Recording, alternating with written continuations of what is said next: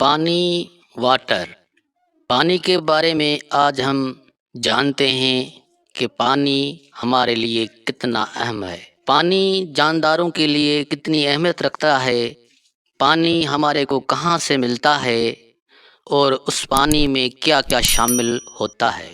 آج ہم ان سارے سوالوں کا جواب جاننے کی کوشش کریں گے۔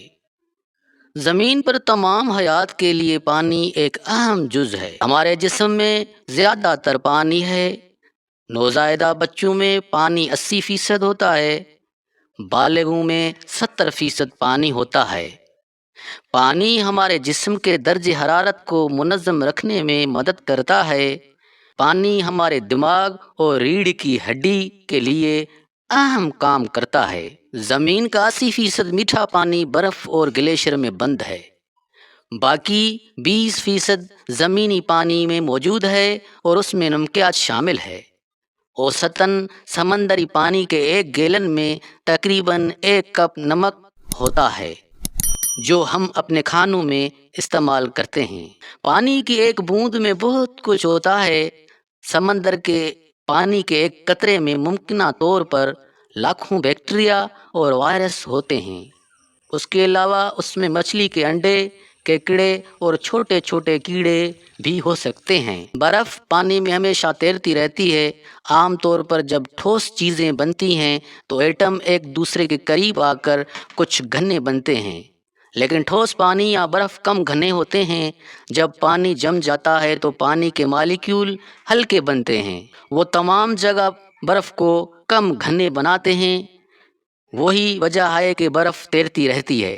پانی کے جسم کے اوپر تیرتی برف اس کے باقی حصے کو مائع رہنے دیتی ہے۔ اگر برف ڈوب جائے تو ہمارے سمندر ٹھوس بن کر جم جائیں گے۔ پانی خاص طور پر پودوں میں کشش ثقل سے انکار کرتا ہے۔ پانی کی ایک خصوصیت یہ بھی ہے کہ یہ چپچپا کی طرح ہے۔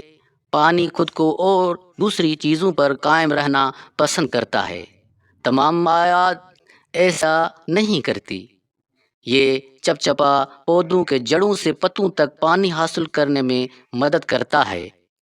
پانی ہمارے کو 3 مختلف جگہوں پہ دیکھنے کو ملتا ہے۔ نمبر 1 ٹھوس یعنی برف کی صورت میں۔ نمبر 2 مائع یعنی پانی۔ نمبر 3 گیس یعنی پانی کے بخارات۔ ناظرین، یہ ویڈیو میری آپ کو کیسی لگی؟ اگر آپ کو پسند آئے یا آپ کے نالج میں اضافہ کیا ہے تو پلیز لائک اور شیئر کر دینا اور میرے چینل کو سبسکرائب کر دینا۔ یہ ہمارے لیے بہت کارآمد ہے۔ سننے اور دیکھنے کا بہت بہت شکریہ۔